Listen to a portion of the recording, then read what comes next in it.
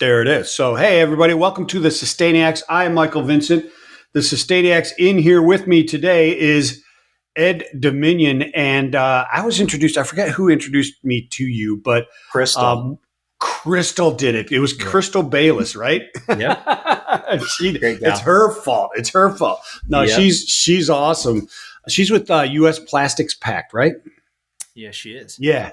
And you are with what is it? Is it D6? Is that right? Am I saying it? Yeah. Is that right? Yeah. Yeah, D6 D6 thing. Incorporated, which is a fantastic community type regional or local recycling structure, right? Like almost a hub and spoke type of thing that you guys are doing and kicking some butt. She was, because I was talking to her about what I was doing. And she said, hey, you got to talk to Ed because they are doing some great things. So welcome to the show, my friend. Yeah. Thank you for having me, Michael. This is fantastic. So tell people first, when we'll get into all the structure of why and how and you're doing this stuff, Ed, but basic introduce D6. What's the elevator pitch to everybody? Yeah. So D6 started off originally as a rapid prototyping company to bring concepts, do light gauging and reduction for private branded packaging domestically and internationally in 2014. Over the years, we have evolved into not only a rapid prototyping company, a manufacturing company, a recycler. And at the end of the day, we had a very, very big goal to become the first carbon negative packaging company in the world.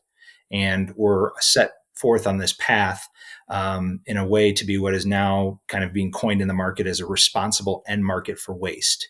So at the end of the day, we want to be able to pick up waste in communities, show the complete loop through our system, the zip code we picked it up to the zip code we shipped it back in, and how we can close that loop through our own vertical integration in recycling domestically in America. Yeah. So, and that's, excuse me, that's really something that's very, very important is that transparency and auditable Very, very transparency, big. right? I Very, mean, very big. there's, I'm sure you're familiar with Keith Harrison from the Recycling Partnership. Mm-hmm. And, she always says, you can't just say, hey, recycle and people recycle. And you can't just say and legislate, okay, you have to have 30% PCR in your packaging content. I mean, you can, but it's not really incredibly effective. And you can't just ban plastic bags like in, California and not have the amount of plastics triple like they did last time Yeah. they did it, right? You've got to have solutions, right? And that's where you're Yeah. going towards is that. That's exactly what we're working towards is towards an auditable solution. See, I'm from a different school of thought that, if you're going to produce and we're going to use things domestically, we need to use domestic waste, not bring in recycled content from whatever corner of the world. Was it recycled? Was it really recycled? And then it's just coming over here in a package to go in our landfill. We have to set up a domestic infrastructure. And that's what we're working around through our partnerships, with Walmart, Sam's Club, Members Mark, and others that we're putting to show an auditable loop. And how we're looking at this around auditability is following APR guidelines and using third-party and fourth-party auditors so we can show that the bale we picked it up, how we washed it, how we cleaned it, the yield, all in real time, and then how we converted that internally into a part and where it went in the market. So we're not using mass batch average of how a lot of people are using to count recycled content to item specific and item specific claims for the recycled content for those goods, which is very, very ahead of the curve. We're definitely setting a benchmark. And the way that we're doing around the auditability is rather than going to 5 different countries to see how a recycling network it functions, we're able to take a 3 to 5 hour car ride through the great state of Texas and through a couple other states and show everybody a bale of waste to a converted good all in one day without using your passport to go see it. And I think that's more impactful and more powerful at the end of the day is that we're being a responsible end market for waste domestically. Internationally, we need to recycle around the world. That all needs to go up, but we have to support infrastructure here. And that's one thing that D6 is really doing different to vertically integrate not only bottles, thermoforms, aluminum, polypropylene, HDPE, LDPE, and creating markets for these either internally for our own raw material or supplying it to other upcycling partners that can get it back into the retailers and publicly traded consumer product groups that can show a loop. And that's what we're really trying to do is just dot I's, cross T's, make sure that everybody can see it domestically and internationally, because we operate both domestic and international on conversion and Gotcha. packaging. Yeah, it's always it. You know, when I first started getting into this about 4 years ago, and really diving in hard into the circularity, domestic circularity, or actually, it wasn't really just domestic. It was local or regional, right? Just cutting Mhm. out that why are we shipping worthless material around the world to try and turn it into something and then bring it back? And so, like you said, the auditability is crazy. The cost and the logistics is just insane when you start doing that. You start shrinking all that stuff, it becomes much more reliable, much more secure, and much more cost efficient, right? So bringing it, but it struck me, it's crazy. We produce so much of the world's plastic waste, yet we're importing recycled content or recycled materials to put it into our content, which makes no sense to me. And so I applaud exactly what you're doing there. But everybody always it was always you can't get the consumers to do it right, and so is that and I see the smirk on your face, right? And is that the truth, or is it they just don't trust it because it has been so opaque and at times you know, probably maliciously so. The interesting thing from our position is we have no previous sins to atone as a company. We've only been around since 2014, but we've grown up in the industry. Yeah. So I'm going to say this much right now: there is ample amounts of waste to be recycled in this country, no problem. Sure. Yeah. Um, the thing is, if we don't have the consumers recycling, we have nothing to recycle. So we need the consumers to trust. The industry as a whole needs to be more transparent and really identify between domestic recycled content and international recycled content. We need both, right? We can have it.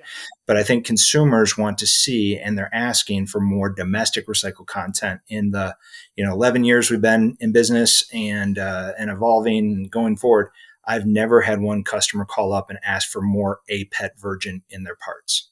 Nobody's Nobody's asked for Yeah. more, virgin aluminum in their parts or virgin polypropylene. Everybody's asking for more recycled content, and that's directly coming from the consumers who want and need and want to feel supported about the recycling efforts.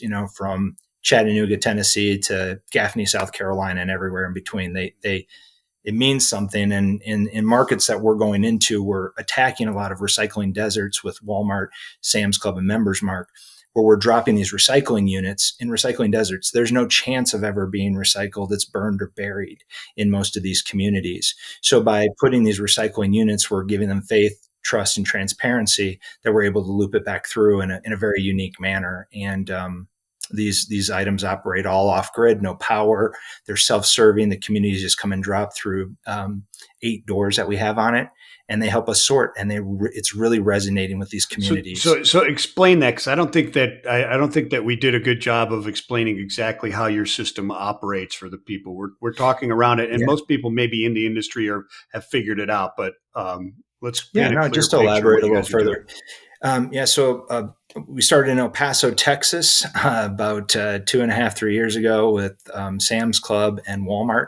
And we wanted to bring a mobile recycling unit to a community to be able to get bottles and thermoforms and hard to recycle plastics.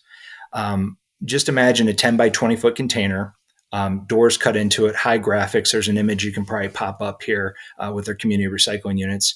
And we have 4 doors on one side, 4 doors on the other. And then inside, we have a collection system where there are specific doors marked for the recycling code. Like a PET bottle will have one door, a PET thermoform will have another door, aluminum, polypropylene, HDP, and the consumer can self sort at the door. So when we're going in and picking up these units weekly, sometimes 1, 2, 3 times a week, we're able to go in, remove the bags, handle last mile back to one of our processing facilities to be able to wash, clean it, or bale it for a secondary market that we can send to be upcycled into cinder blocks, plastic cinder blocks, laminates, it can be upcycled or converted back into packaging that would go into private brands. So bottles can go back into thermoforms. Tray to tray recycling can happen, which nobody's really doing on scale. Aluminum can go back into pie tins, things of this nature. We can create this loop and show where the materials went. So D6 is building the units, servicing the units on a portion of them. We're in over 5 states now and continue to grow month over month on the pounds we collect. And the neat thing around this with the communities is the grassroots posting, the word of mouth that's getting out there. You got to understand, some of these communities will never, ever have a recycling option for 6 to 8 material streams. They just won't have it. So by us bringing it with our partnerships with Walmart and Sam's supporting it, we're giving the community something they're screaming for. In some of these communities, water is scarce or could have some issues. So the consumption of beverage containers could be 16 to 12 bottles a day for some of these individuals. And seeing some of these drops that come in are pretty astounding. So to be able to show that loop, put it back on the shelf and be able to market that towards the community, it's really resonating. Not just on PET, we're handling a wide recycling code offering and hard to recycle like LDPE. It's really amazing to see. Hard to recycle is because people don't recycle it, right? It's not. I mean, right? I mean, but my point is, what I want to ask you is this: is so these are these drop. They're like bins. They're recycling collection bins. Shipping like containers. Shipping containers, and you collect like a bunch of different materials within these, right? So yes, when the people come, they have to understand which ones to put in which bins, right? Is there the same, rinse it, clean it, separate the bottle caps and the labels and that type of stuff and bring it in there as usual? I mean, what is the catch that's making yours popular over, and I'll give a hint, like where I live, where you can go down between the hours of 7 a.m. and 7:15 every third Tuesday of the month and drop off just one type of plastic.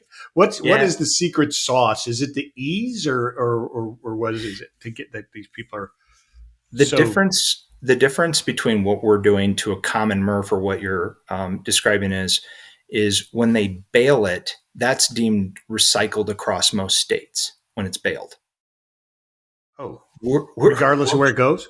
Yeah, well, and this is the challenge that we throw out to the market is show proof of where these items end up. A lot of it winds up in broker networks where nobody can really tell where the bales went from the MRFs. Sure. So their job is to primarily resort the materials at MRFs or through a pickup depot that you're running. But after it leaves their facilities, it gets a little murky. So what we're doing is sunlight is the best sterilization because at the end of the day, we can say, hey, there was, X hundreds of thousands of pounds of materials that came through these. We washed, we cleaned it. The polypropylene went to this market. The PET went into a 2-pound apple container at Sam's Club. We can show the complete loop through the customer it went through Country Fresh, onto the shelf into Sam's Club. We can do the same thing for Walmart around strip danishes, aluminum, things of this nature, where we can show the materials passing through the system, winding up on the shelf, because we can control, measure, and audit the entire system because we're picking it up from the bale. And that's what a lot of people aren't able to do. They're having to get certain COAs on the materials they get for recycled content. And is it really recycled? Is it just scrap off of a line that came from APET material that people are deeming recycled? Post-consumer content. And that's where, that's not my job. That's where legislation and others need to come in and get some guidance and some clarification. Because at the end of the day, we're not looking to disrupt the system. We want to be an evolution to the system. And, everything starts with one. We're not doing everything perfect. We're working, it's evolving, but being vertically integrated to put our own wash facilities to handle multiple materials, contaminated. We don't need them to take the caps off. They don't need to wash it off. We can do all that internally. It helps when they do it, right? But at the end of the day, we want the materials to be able to flow through. And in these communities where there's zero chance of recycling, people do care, right? People do care about the communities and they want this option. And that's why it's really resonating, because it doesn't exist and it comes at zero cost to the consumer and to the state.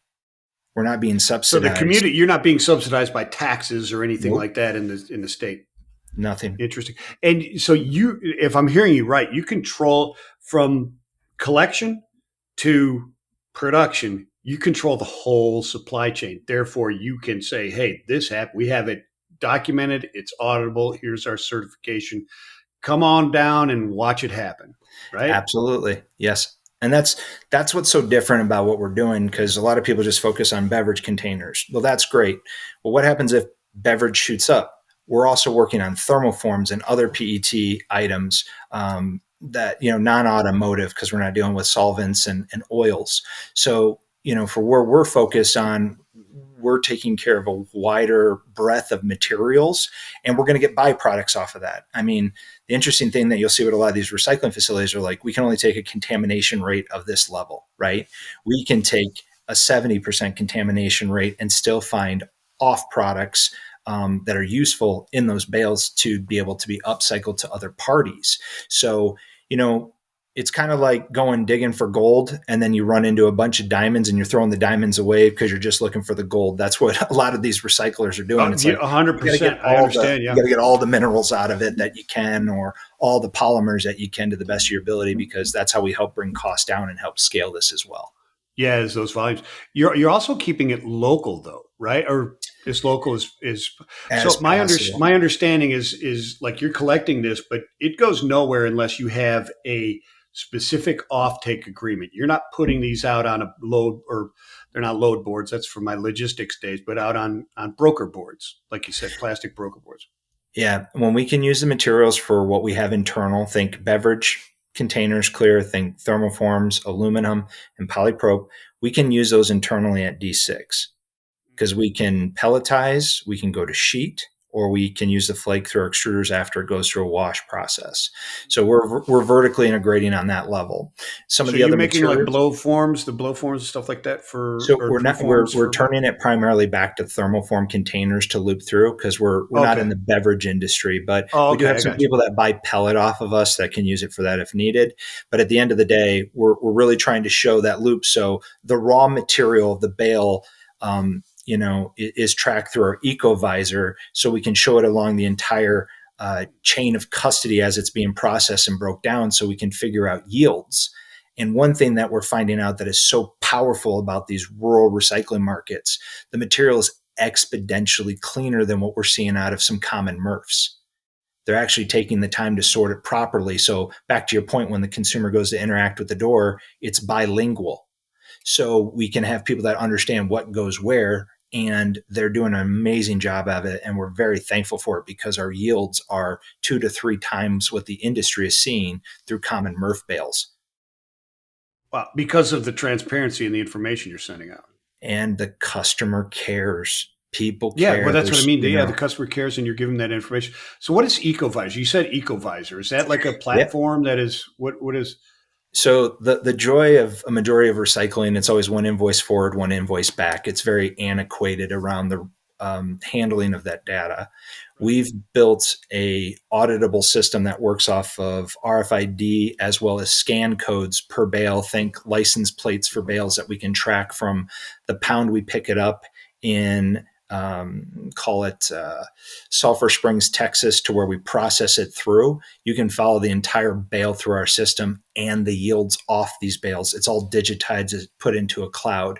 So when a bale enters, we can follow it through the entire chain of custody in our facility, and if it leaves, who it went to as well. Mm, And then they can load their yeah. information to show processing yield. So we've built, it's a proprietary system, but it's a way for auditors, which D6 has no master source code control, that we can have auditing of our waste stream daily, rather than one time a year, what a lot of people have to go through. So if we're, trailing well, we're on track for how much we're going to need to be able to feed our customers and the demands. And then as we're ramping up, we can say, hey, we're going to have another 50 million pounds coming online.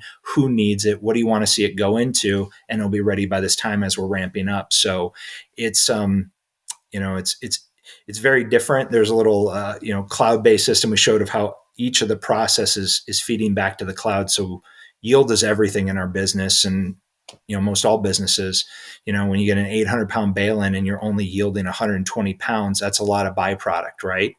But when we're Yeah, getting yeah, these 800-pound bales and we're able to secure usable material of 810 pounds, that is absolute a game changer. So, yeah. That's time, fantastic. yeah, it's, That's unbelievable.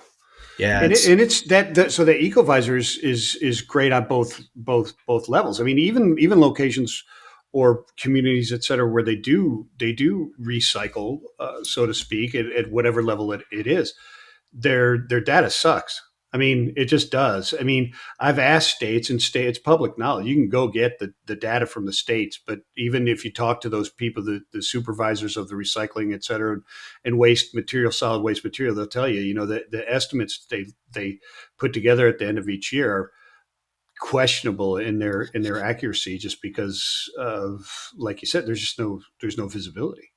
and that's where we want to get back to the consumer, so we can show, 10 million pounds, 100 million pounds through the system, where it all went, how it was processed. That's the area we want to get. So, states have their issues. There's labor issues, there's sortation issues, there's a lot of different things that go in, to that, for that mix, that's above our pay grade or what we can touch. That's why we're saying, for us on an evolution, you know, we're trying to create the change internally to be transparent, and will be transparent. And that's what's needed, so we can communicate with confidence to the brands that need to do these claims and need to enforce these claims and prove them out. We have a system that most aren't willing to show behind the curtain, how it works. But, you know, we got to start being honest with the industry. We got to start being honest with the consumers. Not saying that people are lying, but how things are marketed. And for once, I would love a recycling number that has a standard deviation of accuracy. You Yeah, know, yeah, that's what I'm talking about. There's yeah, a problem there. I mean, they're saying that they're doing it because they have to say that they're doing it, right? And so they're doing it because they're saying it because they have to. If you follow that logic, and so they do it and they report it in such a way that you can't really say, well, you're not. Well, no, they technically are based on the terms, right? But and yeah, everybody's got BS meters, and they're getting stronger and stronger, right? So people yeah, understand wish cycling, and whether they've seen it or not, they've all heard that, hey, if you go there and you lift up that thing that says recycling here and trash there, and you open up, it's one bag, and they have to hear that one time, and then 1,000 people now believe that that's the case, and then poof, your recycling's done, right? yeah. No, it's true. And the states are trying to do their best. They really are. Everybody's heart's in the right place. It's just, we just got to execute, and we got to get better. And if the recycling code's 30%, 40%, 2%, whatever it is, like, let's have a real number that we can build off of and get better at. And that's what we want to be a part of. So, you're not going to scream your way out of the problem, right? We're just coming off of the UN meeting. They didn't get where they needed to be. There's very, very opposite corners in how the world wants to address this. So we're just trying to operate in our lane, do the right thing, hopefully be a benchmark for the industry to show, and just everything starts with one. And Yeah. this is what Well, we're I trying mean, to do. even, and I talk to people around the world, and, even, in Southeast Asia, with, National Sword and some other things that have come out of the different COPs, 28, 29, et cetera.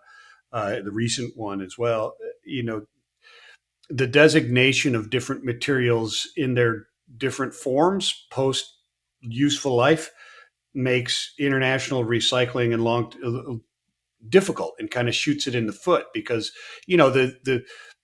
the attempts to avoid trash dumping, or like the global south being the trash bin of the global north, which has Mhm. really kind of been the case. To prevent that, it also prevents solutions that cross international borders, right? And so, like, what you're doing avoids that, because you don't have to worry about it. You don't have to process it to a certain point to be able to ship it to India to be recycled. You could just do it here. Just get it done here. You don't have to worry about it, right? That is absolutely correct, and cut those greenhouse gas emissions for moving every, bale, and Thousands and it's thousands and thousands of TEUs of plastics are shipped out of this country and then back in after they're recycled a year. There are so many yes. tons of GHGs that could be eliminated if we adopted what you're talking about across the states. Yeah. Be I mean, fantastic. I've had the joy of being able to travel around the world many, many times. I've seen where recyclers say they do certain things overseas and they're next to a lot of waterways. And you can see people, things just blowing away, right? Or being pushed in. I've been doing this a very, very long time, almost a little over 2 decades now. And it is incredible the different EPA or environmental standards the world puts against this. And one thing we always go back with, recycling is it's the management of water. Water is incredibly important in running these facilities, and how people treat that water. One of the joys that we're embarking on is on our facilities, we're closed loop on our water. So we're not going to be dumping water back in and processing. We're going to have a closed loop around our water. And when you go internationally, they don't adhere to our EPA rules. And I'm not saying they're bad or good. I'm just saying we have a different standard here in the United States. And I wish there was some adoption of how water and treatment and chemical was done on a larger scale. Time will tell. But, we're really proud to be able to show people how it works, why it works, and the partnerships that we're working with, from Walmart to Sam's Club to Members Mark and other very, very large brands to show you can come and audit it in one day, not 2 weeks, and it's really resonating. The time is now. All the producer responsibility organizations and the extended producer responsibility laws are all coming into play. We just, we listened to our customers. We got ahead of it. 2025 is right around the corner. And then fees and penalties are all coming. And we love the position that we're in because after getting through all of this, you know, if there's somebody doing it better, I'd love to meet our competitor. I really would. Um, Yeah, and yeah. that's what we're trying to encourage is the industry to not kind of follow our path or evolve off our path because this is what we're betting and putting resources into. This is what we believe the future will be. Yeah, well, it's true collaboration because you talk about that, and there's plenty of industry verticals different industries that can benefit and would benefit from collaboration, and they talk about collaboration and transparency, et cetera, et cetera. Supply chain logistics is obviously one of those, but uh, I've yet to seen any collaboration and or transparency occur, even though all of them agree that it needs to be done in order for everybody to be more efficient, et cetera. This industry is different. Yeah. You could literally call just about anybody and they'll talk to you about what they're doing and give you a helping hand because there's so much out there to get done that it is not going to be saturated with solutions for quite some time. Would you agree with that? Yeah, it's going to take a lot of time and a lot of wash facilities to get out of the current condition we're in for recycling rates to go up. But we always have the saying, you got to sacrifice what you are for what you need to become, right? So if we're going to really get on the solution and be the solution, you have to be vertically integrated. Otherwise, there's just too much risk that misclassification could take place around claims. And with the SEC and other governing bodies that are really coming down on, self-declared environmental claims, there's some real big repercussions coming down the pipe. And so, we're not signaling towards the market on any level. It's just we want to make sure the people that do business with us are contracted at the end of the year. We can give them a physical scorecard of what happened with their products, how we recycled, how we were able to show it, and you can get through mass batch averaging or item specific scorecards, which to my knowledge, no one in the industry is doing. We're the first to do that. We're really proud of it, and we're using the same scorecards with Ellen MacArthur Foundation, and how gigaton is being played and being accounted for. It's very important to have a standard rule of how we calculate because there are some very, very wide claims around greenhouse gas emissions with some of these auditors we've seen. So it's nice to have some standards coming out of, Walmart, Sam's Club, as well as, Ellen MacArthur Foundation. It's really neat to see we're getting on the same track as everybody on a global level Yeah. and domestic level. The importance of that is unbelievable because it's when you don't have a clear standard that everybody adheres to, not only is there miscalculation, but there's double counting, right? I mean, there's got to be just I Ooh, and this is why double this counting. is the great thing that we have with a lot of what we do is we let our partners report their numbers. We don't lay claim into a system. So when our partners, they own the packaging, they own it, we can show everything transferring through so we don't double count in the industry. It's a very good point that you make. At the end of the day, for everything that's going through, it's their product, it's their brand. We're the vehicle to get it to market, and they need to make their claims and then have confidence in what we say and how we measure it. And folks are excited. They're excited that we're being this transparent to be a leader in that space, and just think it's the right thing to do. Time will tell how everything evolves, but we very much like our odds in this market and where it's going, Yeah. because Do you it's have been any slim do, pickings. do you have any thoughts on the the efforts of the legacy players in recycling as it points towards the system that you're putting together? Now, there are those that are quite obviously working very hard towards. You got Blue Polymers, Republicans, stuff like that are doing things. But why isn't all of them trying to make this change? You know, and the legacy companies, I mean, they're handling in a lot of ways. Just imagine if they stopped doing what they did for one day, 2 days, 3 days, Yeah, 5 days. yeah, I wouldn't mean, be good. we got to keep things in perspective, right? But at the same time, the evolution of is that's where I'm really excited to see. We're very big fans of what Ravago, Blue Polymer, and Republic are doing. We're very big fans of that. We're excited to see what Waste Management and Waste Connect and all these other folks do. I think they're really trying to figure out the capital investment that needs to take place. We've ran some numbers of what needs to happen, and it's amazing to see valuations too of how these people are valued in a market.